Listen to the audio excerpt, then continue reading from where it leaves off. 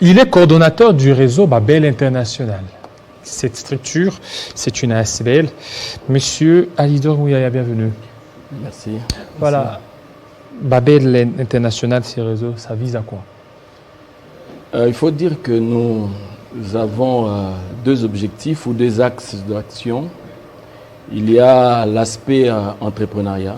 Nous sensibilisons la jeunesse à entreprendre, à produire, à faire que leurs idées puissent être de vrais instruments de développement. Mais aussi nous avons l'aspect gouvernance. L'aspect gouvernance vise justement à encourager la jeunesse à participer à la chose publique, encourager la jeunesse à travailler. Voilà. Voilà, et vous encouragez, vous demandez à la jeunesse de pouvoir travailler. Il y a des conférences que vous organisez aussi? Tout à fait, tout à fait. Il faut dire que dans le volet gouvernance, nous sommes beaucoup plus axés vers les élections.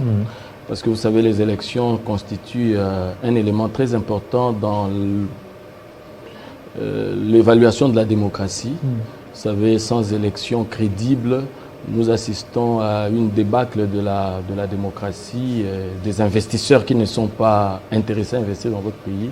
Et ça fait que les choses ne marchent pas. Voilà pourquoi nous voulons que notre population, la jeunesse, puisse prendre à bras le corps les élections et faire des choix judicieux parce que ces dernières influencent la qualité de vie que nous sommes appelés à mener. Alors, vous parlez aussi de la gouvernance. Et par rapport à la gouvernance, la culture. La culture, pendant ce temps, qui dit culture, gouvernance, il y a cette histoire des tribalismes aussi qui s'invite au débat. Et vous, réseau Babel International, qu'est-ce que vous pouvez donner comme conseil aux acteurs politiques qui se livreraient à de telles pratiques? Oui, vous savez, le tribalisme est un faux débat pour moi, bien que ça soit réel. Un faux débat? Oui, pour moi, bien que ça soit réel. Parce que vous savez, quand vous allez dans un coin où les gens se réclament du centre, quand vous arrivez au centre, on vous dit, nous sommes du nord, les autres sont du sud. Quand vous arrivez au nord, on vous dit, non, nous sommes du nord-est, ceux-là sont du sud-est.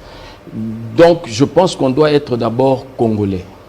On doit être congolais et prioriser les intérêts nationaux et être fiers d'où nous venons. Je pense que si nous comprenons les choses dans ce sens-là... Oui, mais là, vous parlez d'être fiers, mais d'où vous venez, si on parvient à vous interpeller, à vous rappeler de construire chez vous, ça crée de problèmes, il y a des plaintes, il y a par-ci, par-là. Je pense que c'est une interpellation qui a son pesant d'or. En tant que Congolais, je peux m'établir partout. Moi, j'aime la ville de Bukavu, par exemple. Je ne suis pas de là. Vous n'êtes pas de là. Mais j'aime la ville de Bukavu. Je me dis que c'est là que je veux passer ma retraite.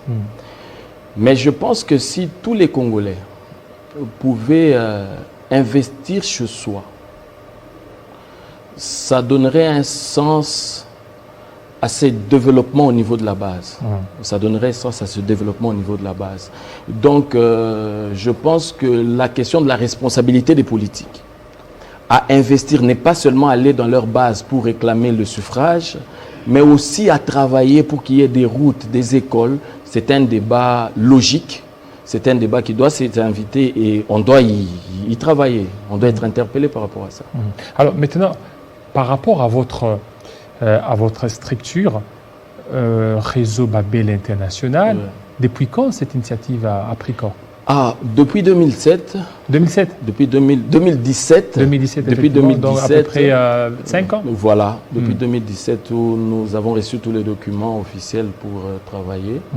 Et voilà, nous avons accompagné plusieurs projets, plusieurs idées d'entreprise et nous continuons à le faire.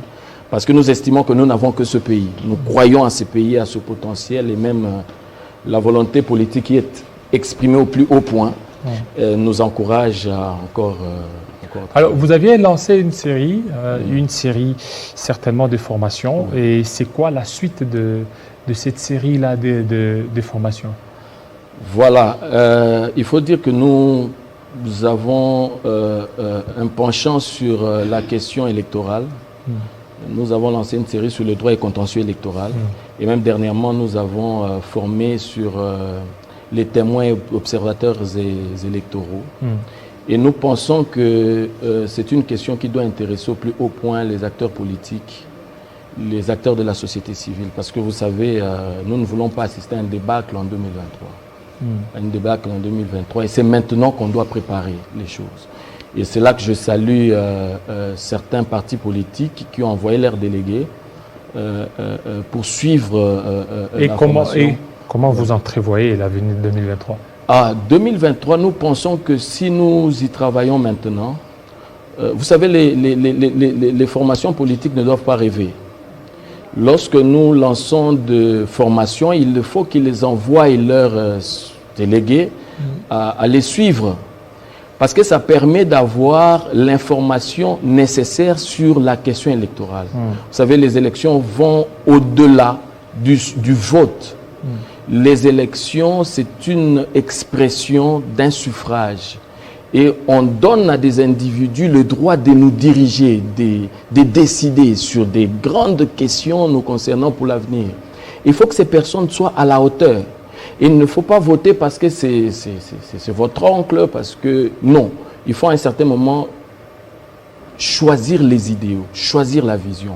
Et c'est maintenant que ça se prépare. Vous savez, vous assistez dans des bureaux de vote où les témoins ne savent même pas quel est son rôle. L'observateur ne sait rien, parce que c'est à la dernière minute qu'on pêche. Et quand nous sollicitons à la communauté de venir participer, nous sentons qu'il y a une... C'est quoi les résultats attendus? Le résultat attendu, c'est que tout le monde soit au courant des exigences d'une démocratie. Comme je l'ai dit, qui vont au-delà du jour du vote, du scrutin, mais d'une participation citoyenne dans la gestion de la chose publique. Et lorsque tout Congolais sera à mesure de comprendre cet enjeu, croyez-moi, nous assisterons à une classe politique beaucoup plus assainie. Est-ce que c'est opportun de pouvoir le faire? Et vous, tel que vous êtes là, vous aviez aussi un candidat en tête pour 2023? Ou bien ce sont les formés qui doivent peut-être en avoir?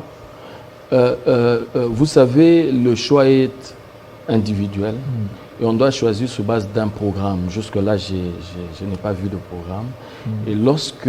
Voilà, c'est aussi pour ça que nous formons, pour dire aux gens, écoutez, choisissez un programme, choisissez une vision. Ne choisissez pas une tribu, ne choisissez pas une amitié. Choisissez un programme, s'il vous plaît.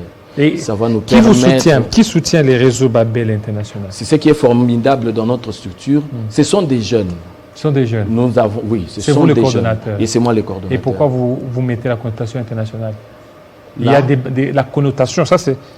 parce que les Congolais sont disséminés au travers du monde entier. Vous avez des cotisations de partout? Ou bien comment vous fonctionnez? Vous avez l'argent? Où est-ce que vous trouvez tout cet argent? Où est-ce que nous trouvons tout cet argent? Vous savez, quand il y a la volonté, je suis là de vous dire tous les sacrifices que nous consentons, mais je pense que lorsqu'il y a la volonté, on vient à bout à tout obstacle. Qui vous soutient? Je vous ai dit. Le réseau Babel International est constitué de plus de 200 membres et je suis toujours impressionné par des étudiants, par des jeunes fonctionnaires qui mettent la main à la charrue. Et l'argent coule facilement?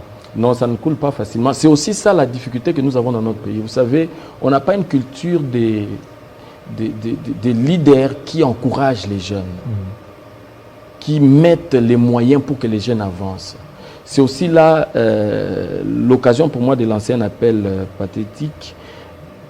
Jeter un coup d'œil à la jeunesse. Ce pays appartient à ces jeunes-là qui aujourd'hui n'ont pas de moyens. Ils ont des idées. Je peux vous signaler quelque chose. J'ai reçu un étudiant de l'UNIKIN en chimie. Il finit en chimie. Je l'ai reçu hier dans mon bureau. Et imaginez-vous que ce jeune m'a parlé des projets qu'il a pendant 15 minutes. Je l'ai arrêté. Parce que je lui ai dit, mais c'est pas possible. Il est tellement fertile. Mais s'il n'est pas encadré, ce jeune va perdre tout ça. Alors on s'est dit, nous croyons à la destinée de ce pays, nous croyons à la volonté exprimée au plus haut niveau. Et nous croyons qu'avec la volonté et sans relâche, nous pourrons avoir le moyen nécessaire au moment opportun pour avancer. Merci. Je vous en prie. Merci beaucoup, Monsieur Ali Dormouyaya. Vous êtes coordonnateur des RBI, Réseau Babel International. On va parler cette fois-ci de la plainte de Médard Kankounongo lui-même est là. Pour parler, qu'est-ce qui reproche à Madame Dominique Mounongo? Tout de suite.